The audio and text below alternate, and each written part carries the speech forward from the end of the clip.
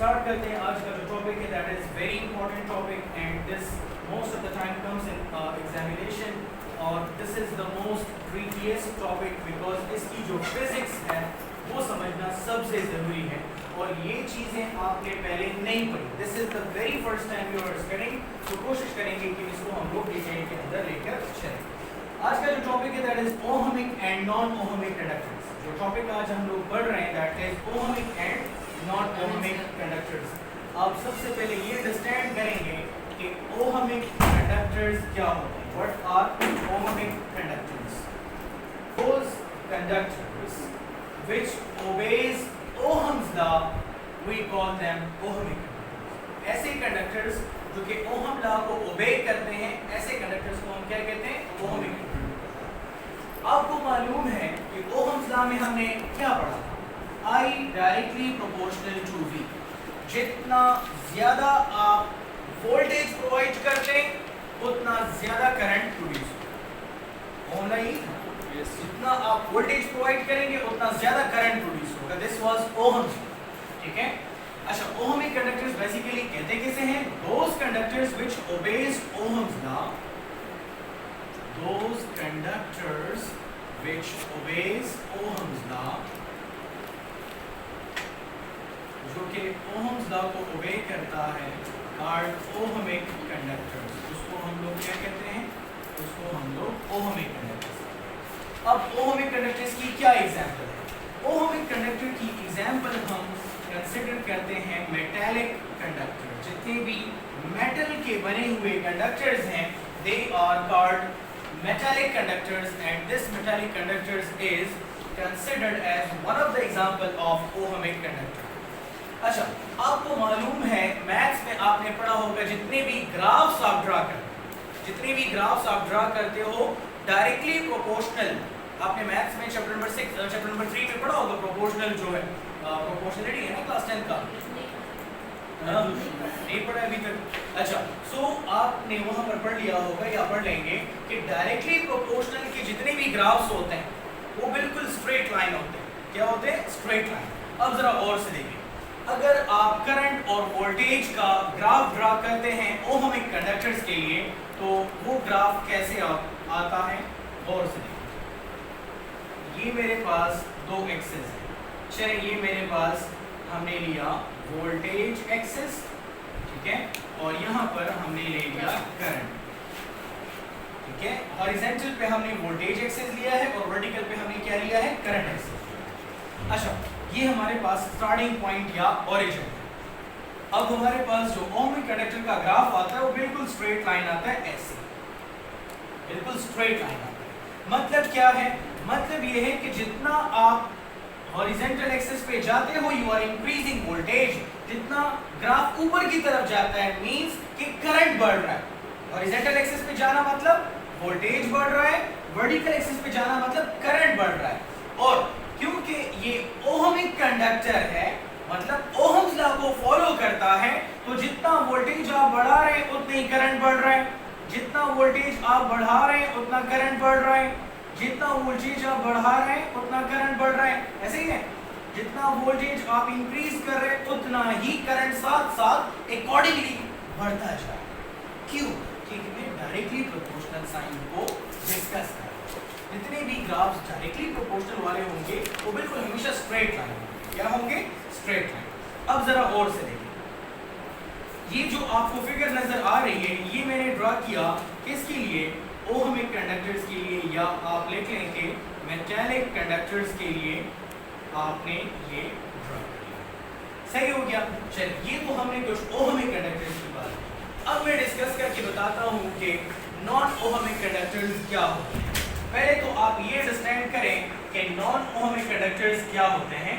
आप कहेंगे कि नॉन ओहमिक कंडक्टर्स, ठीक है, non ohmic conductors are such type of conductors which does not obeys Ohm's law, जो कि ओहम लॉ को ओबे नहीं करते, उसको हम क्या कहते हैं? नॉन ओहमिक कंडक्टर्स कहते हैं, ठीक है। कैसे डिफाइन करेंगे?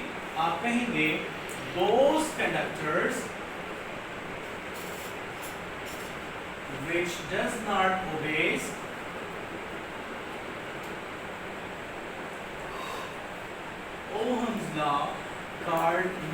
ओहमिक कंडक्टर्स, उसको हम नॉन ओहमिक कंडक्टर्स कैसे। अब क्वेश्चन ये है कि वो नॉन ओहमिक कंडक्टर्स कौन कौन से होंगे, what will be that non ohmic conductors. याद रखें, अब नॉन ओहमिक कंडक्टर्स में हमारे पास दो तरह के कंडक्टर्स आते हैं, या दो तरह की एग्जांपल्स को हम डिस्कस कर सकते हैं। सबसे पहली जो एग्जांपल है that is filament of a bulb, filament of a bulb, किसी भी बल्ब के फिलामेंट को हम डिस्कस करेंगे। कैसे करेंगे अभी मैं करके बताता हूं। और सेकंड थिंग इज थर्मिस्टर। ये दो चीजें या ये दो एग्जांपल्स बेसिकली किस में आते हैं, नॉन ओहमिक कंडक्टर्स। किसमें आते हैं, नॉन ओहमिक कंडक्टर्स में आते हैं। चलिए अब हम देखते हैं, एक्सप्लेन करते हैं कि फिलामेंट ऑफ अ बल्ब की मैकेनिज्म या इसकी जो फिजिक्स है वो क्या कहती है, फिलामेंट ऑफ अ बल्ब की फिजिक्स क्या कहती है। और से देखिए, पहला हम डिस्कस करेंगे फिलामेंट ऑफ अ बल्ब। आपको मालूम है, आपने देखा होगा कि बल्ब के अंदर दिस इज अ बल्ब, जी आपके पास ये एक बल्ब, इस बल्ब में आपको एक इस तरह की एक वायर नजर आ रही है। Inside this bulb we are having this sort of a wire. इस वायर को हम कहते हैं टंगस्टन, टंगस्टन वायर। क्या कहते हैं, टंगस्टन वायर। वायर है ये काम ही रेजिस्टेंस का, और ये जिस मटेरियल से बना होता है वो कौन सा मटेरियल होता है, टंगस्टन। अब आप टंगस्टन पहली बार सुनो, जिस तरह मेटल के बारे में मैं कहता हूँ, मेटल तो आपके जहन में आ जाता है aluminium, copper, gold, tin, lead, ये सारे मेटल्स हैं। टंगस्टन भी एक मेटल है। टंगस्टन क्या है, ये भी एक मेटल है, और इसको हम लोग W से रिप्रेजेंट करते हैं। इसकी वैलेंसी +3 होती है। क्या होती है इसकी वैलेंसी, +3। 3 वैलेंसी जानते हैं आप, कोई एटम कितने इलेक्ट्रॉन्स दे या ले सकता है उसको वैलेंसी कहते हैं। प्लस या माइनस से हम उसके ऊपर शो करते हैं। जिस तरह एल्यूमिनियम का सिंबल आपको पता है कि Al होता है, ठीक है, आयरन का Fe होता है, कॉपर का Cu होती है, सारी बातें पता है। उसी तरह से टंगस्टन का जो सिंबल है दैट इज W, और उसकी वैलेंसी +3 होती है, मतलब ये 3 इलेक्ट्रॉन्स दे सकता है। सही हो गया यहां तक। अच्छा, ये तो हमने कुछ टंगस्टन फिलामेंट के बारे में पढ़ा। याद रखें, आपने मेटालिक कंडक्टर्स जितने भी होते हैं, मेटालिक कंडक्टर्स जितने भी होते हैं, उनकी जो प्रिंसिपल ऑफ वर्किंग है कि किस प्रिंसिपल के ऊपर वो काम करते हैं, वो प्रिंसिपल क्या है, टेम्परेचर बढ़ाने से रेजिस्टेंस बढ़ जाती है। जितने भी हमारे पास मेटालिक कंडक्टर्स थे, जितने भी हमारे पास मेटालिक कंडक्टर्स थे, उसमें क्या होता था, आप टेम्परेचर बढ़ाते हो रेजिस्टेंस बढ़ जाती है, टेम्परेचर बढ़ाते हो और रेजिस्टेंस बढ़ जाती है। ठीक है, आप क्या कर रहे हैं, जितना आप टेम्परेचर बढ़ा रहे हैं रेजिस्टेंस बढ़ जाएगी। ठीक है, क्यों, क्योंकि मॉलिक्यूल्स की एक दूसरे के साथ कोलिशन बढ़ जाएगी। जैसे जैसे आप टेम्परेचर इंक्रीज करते जाएंगे, जो मटेरियल है उसके अंदर आपके पास क्या मौजूद है, इलेक्ट्रॉन्स मौजूद है, एटम्स मौजूद है, मॉलिक्यूल्स मौजूद है, आयंस मौजूद उसके अंदर होंगे। जैसे आप टेम्परेचर बढ़ाएंगे, वो एक दूसरे के साथ क्या करेंगे, vigorously, fastly, quickly, sharply collide करेंगे। जितना कोलिशन ज्यादा होगा, क्या ज्यादा हो जाएगी, रेजिस्टेंस ज्यादा हो जाएगी। जितना आप टेम्परेचर बढ़ाएंगे उतना रेजिस्टेंस क्या हो जाएगी, ज्यादा हो जाएगी। ठीक है, अच्छा, लेकिन ये तो प्रिंसिपल है किसका, ओहमिक कंडक्टर्स। जितने भी ओहमिक कंडक्टर्स होते हैं उसके लिए ये वर्किंग प्रिंसिपल है। लेकिन जितने भी नॉन ओहमिक कंडक्टर्स हैं, उनका वर्किंग प्रिंसिपल डिफरेंट है। उनका वर्किंग प्रिंसिपल क्या है, वो थोड़ा सा डिफरेंट है, और वो वर्किंग प्रिंसिपल है temperature inversely proportional to resistance. आप टेम्परेचर बढ़ाओगे तो रेजिस्टेंस कम हो जाएगी। ओहमिक कंडक्टर्स में टेम्परेचर बढ़ाने से रेजिस्टेंस बढ़ जाती है। नॉन ओहमिक कंडक्टर्स में खास बात यह है कि टेम्परेचर बढ़ाने से रेजिस्टेंस ज्यादा हो जाती है। इनवर्स रिलेशन है यहाँ। नॉन ओहमिक कंडक्टर्स में रिलेशन क्या है, इनवर्स। टेम्परेचर आप इंक्रीज करेंगे तो रेजिस्टेंस क्या हो जाएगी, डिक्रीज। टेम्परेचर डिक्रीज करे रेजिस्टेंस क्या हो जाएगी, इंक्रीज हो जाएगी। ठीक है, ये वर्किंग प्रिंसिपल है हमारे पास किसका, नॉन ओहमिक कंडक्टर्स का। Since filament of a bulb is also one of the example, filament of a bulb is also one of the example of non ohmic conductors, so it also follow this principle T inversely proportional to R। ठीक हो गया। चले अब हम जरा discuss करते हैं कि फिलामेंट ऑफ अ बल्ब का ग्राफ कैसे होता है, इसकी ग्राफ को डिस्कस करते हैं जो कि बहुत इंपॉर्टेंट है और इसकी फिजिक्स को समझना बहुत जरूरी है। स्कूल में ये फिजिक्स आपको नहीं समझ आएगी, समझ आ रही है? हायर लेवल कॉलेजेस में भी आप जाएंगे, वहां पर भी आपको ये चीज समझने में बहुत मुश्किलात होंगी, इसीलिए आज ही इसको क्लियर करें, गौर से देखें। कंसिडर आपके पास ये हॉरिजॉन्टल एक्सिस है और ये वर्टिकल एक्सिस है। ये मैंने वोल्टेज एक्सिस लिया और ये मैंने करंट एक्सिस। ठीक है, हमारे पास जो ग्राफ आता है फिलामेंट ऑफ अ बल्ब का वो कैसे होता है? फिलामेंट ऑफ अ बल्ब का ग्राफ कुछ इस तरह होता है, कुछ इस तरह से फिलामेंट ऑफ अ बल्ब का ग्राफ आपको मिल जाता है। आपको मालूम है कि non ohmic conductors ohm law को ओबे नहीं करते। आपके पास ओहम लॉ क्या था, I directly proportional to V, ये हमारे पास यहाँ पर ओबे नहीं होता, यहाँ पर ओबे नहीं होता। चले हम जरा डिस्कस करते हैं कि कैसे ओबे नहीं होता। और से हॉरिजॉन्टल एक्सिस पे जाने का मतलब वोल्टेज इंक्रीज करना, वर्टिकल एक्सिस पे जाने का मतलब करंट को इंक्रीज करना, ऐसे ही है। चले मैं वोल्टेज इंक्रीज कर रहा हूं हॉरिजॉन्टल एक्सिस पे, I am moving along horizontal axis, current थोड़ा सा बढ़ रहा है। चलिए फिर से I am increasing voltage, current थोड़ा सा बढ़ रहा है।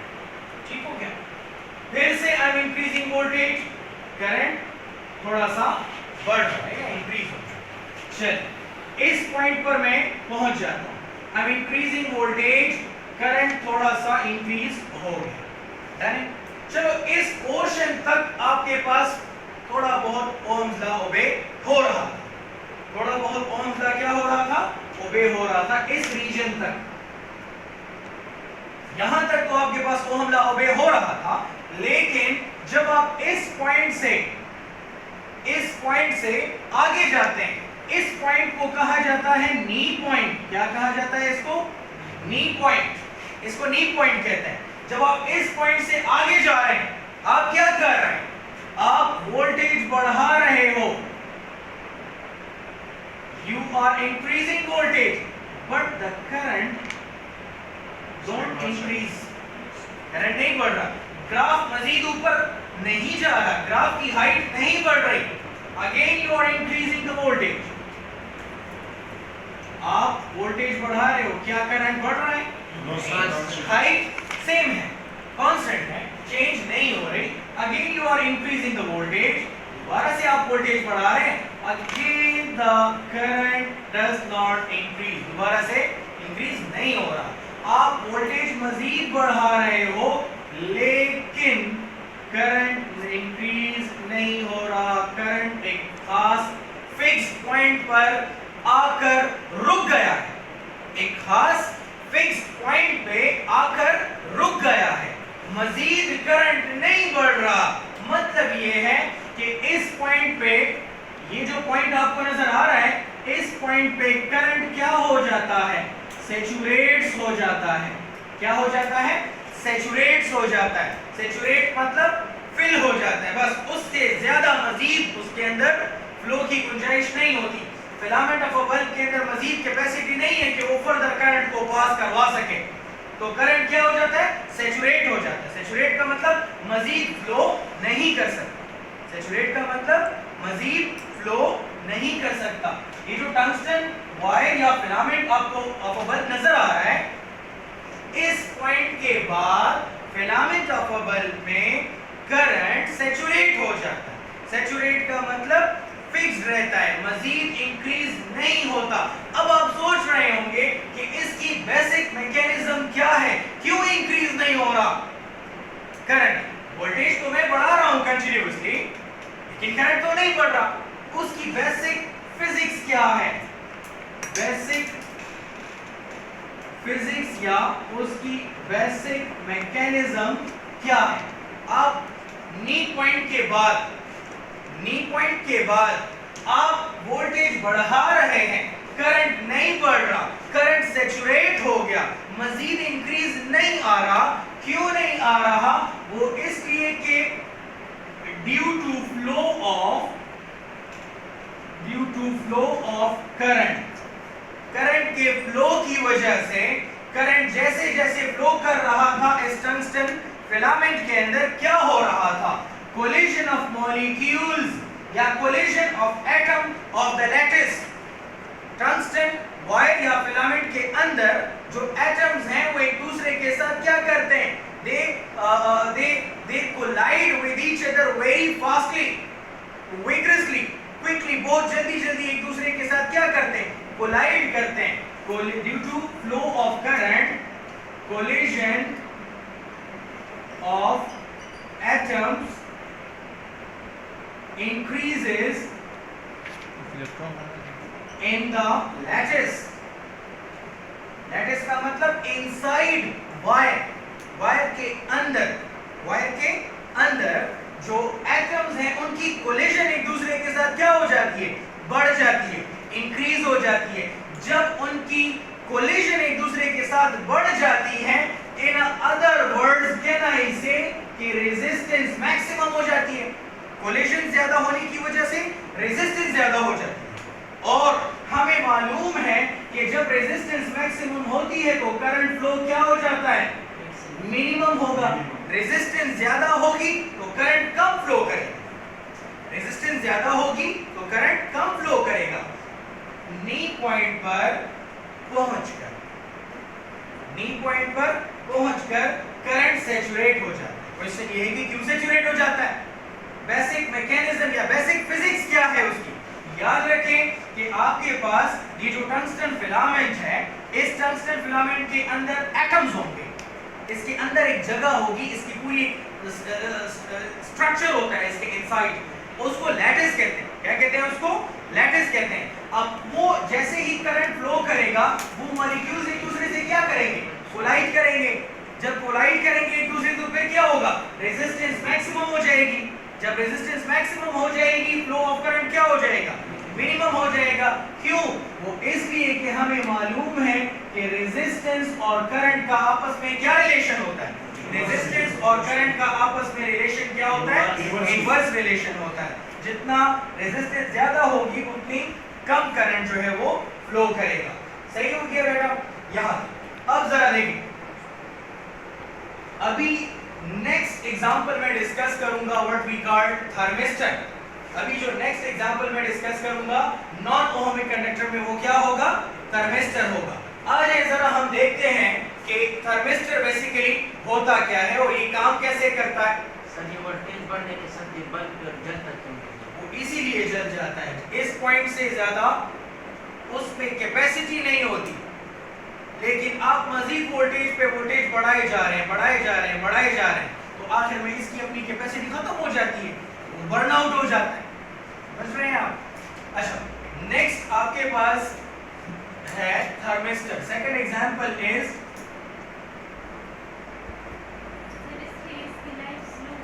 एग्जैक्टली, स्टार्ट में तेज होती है, थोड़ी देर बाद स्लो हो जाती है। क्यों? रेजिस्टेंस ज्यादा होना शुरू हो जाता है। समझ रहे हैं आप? अच्छा, अभी मैं आपको बताता हूं कि थर्मिस्टर क्या होता है। थर्मिस्टर को अंडरस्टैंड करने से पहले आपको थोड़ा बहुत इसके बारे में बताता हूं कि डेली लाइफ में बहुत यूज होता है। थर्मिस्टर आपके कंप्यूटर मदरबोर्ड में लगा होता है, थर्मिस्टर आपकी एसीज में लगा होता है, आपके रेफ्रिजरेटर्स में लगा होता है, डिफरेंट जगहों पर थर्मिस्टर्स यूज हो रहे होते हैं आपकी डेली लाइफ में। टर्म हीट को कहते हैं। इस टर्म सेंस करना, आपने नोटिस किया होगा कि एसी आपके रूम में लगा हुआ है, जब कूलिंग एक खास लेवल से ज्यादा हो जाती है ऑटोमेटिकली आपका एसी बंद हो जाता है। ओके, जैसे गर्माइश बढ़ना शुरू हो जाती है ऑटोमेटिकली वो ऑन हो जाता है। किसने कहा कि ऑन हो जाओ या ऑफ हो जाओ? थर्मिस्टर ने कहा। उसने सेंस करके बताया। उसने क्या किया? सेंस करके बताया। अब थर्मिस्टर को मजीद अंडरस्टैंड करते हैं, लेकिन इसको अंडरस्टैंड करने से पहले आपको तीन चीजें पता होनी चाहिए। एक होता है कंडक्टर, एक होता है इंसुलेटर, और थर्ड जो है दैट इज सेमीकंडक्टर। ये तीन चीजें बेटा आपको अंडरस्टैंड करना बहुत जरूरी है। आप समझे कि कंडक्टर किसे कहते हैं। In previous classes you must have studied that those materials through which current can pass called what? Conductors. उसको हम क्या कहते हैं? कंडक्टर्स कहते हैं। वो मटेरियल्स जिसे करंट पास हो सकता है उसको कंडक्टर्स कहते हैं। For example steel, aluminium, copper, tin, gold, lead, ये सारे कंडक्टर्स हैं। और कंडक्टर्स की जो फिजिक्स थी आपको मालूम है, या कंडक्टर्स की जो वर्किंग प्रिंसिपल थी वो क्या थी? T directly proportional to R। जितना आप टेंपरेचर बढ़ाते हैं रेजिस्टेंस बढ़ती है। ये कंडक्टर की फिजिक्स थी। This was the physics of conductors. Insulators वो मटेरियल जिससे चार्जेस फ्लो नहीं कर सकते, जिससे चार्जेस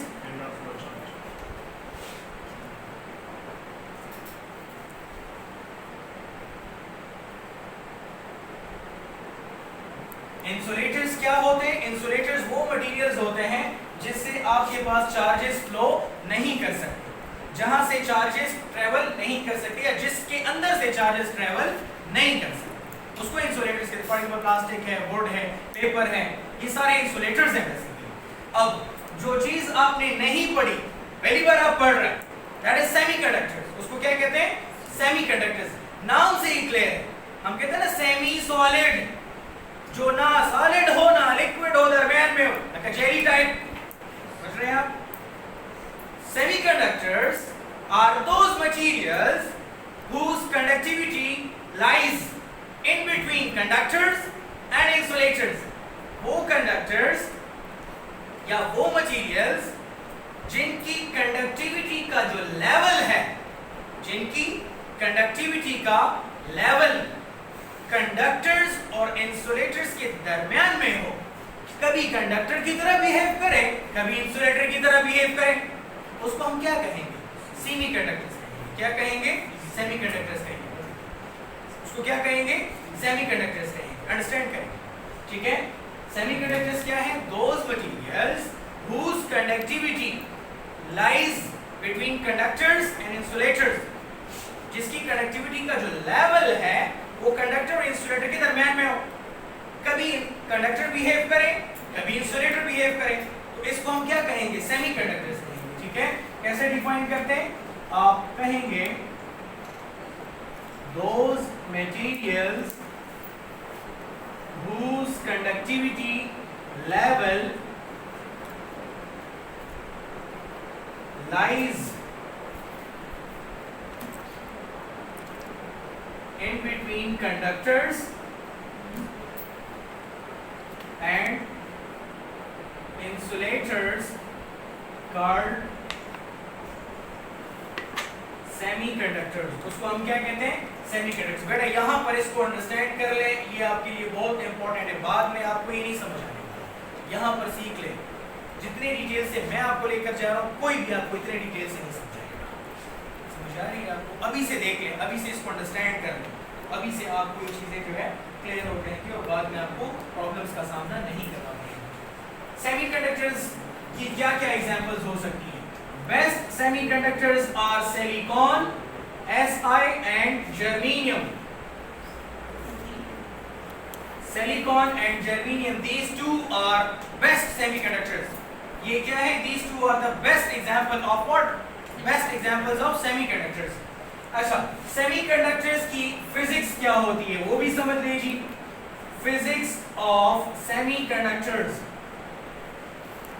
Semiconductors की physics क्या होती है? याद रखें कि T inversely proportional to R. T inversely proportional to R is the physics of semiconductors. Is the physics of semiconductors. चलें अब हम डिस्कस करते हैं कि थर्मिस्टर क्या होता है। थर्मिस्टर क्या होता है? चलिए जी हम डिफाइन करते हैं थर्मिस्टर को। Thermistor is a semiconductor. मेरी बात को और से सुनो। मैंने कहा thermistor is a semiconductor. Thermistor खुद क्या है? सेमीकंडक्टर है। मतलब सेमीकंडक्टर का जो वर्किंग प्रिंसिपल है वही थर्मिस्टर का भी वर्किंग प्रिंसिपल होगा। Am I right? Yes, sir. Thermistor is a semiconductor. Thermistor क्या है? Is a semiconductor. मतलब सेमीकंडक्टर की जो वर्किंग प्रिंसिपल होगा it will be same as for thermistor also. आप कहेंगे कि thermistor is a semiconductor, thermistor is a semiconductor whose resistance changes sharply, quickly, abruptly, suddenly, called thermistors। thermistors क्या है? thermistors are basically semiconductors। ये क्या होते हैं? ये semiconductors होते हैं और इनकी जो रेजिस्टेंस की वैल्यू है वो बहुत अचानक से चेंज हो जाती है। सडनली, क्विकली, शार्पली, अचानक से रेजिस्टेंस की वैल्यू क्या हो जाती है? चेंज हो जाती है। thermistors are basically semiconductors whose resistance value changes very sharply, very quickly। अचानक से उसकी जो वैल्यू है रेजिस्टेंस की वो क्या हो जाती है? चेंज हो जाती है। अब क्वेश्चन ये कि कैसे चेंज हो जाती है? चलिए ग्राफ पर डिस्कस करते हैं। अब देखते हैं कि ग्राफ में कैसे होता है। और से देखिए जी, आपके पास दो एक्सेस हैं। We are having two axes like this.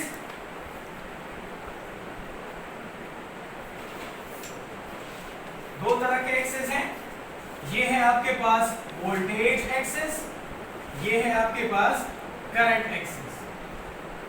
ये वोल्टेज एक्सेस है और ये करंट एक्सेस है। ठीक हो गया?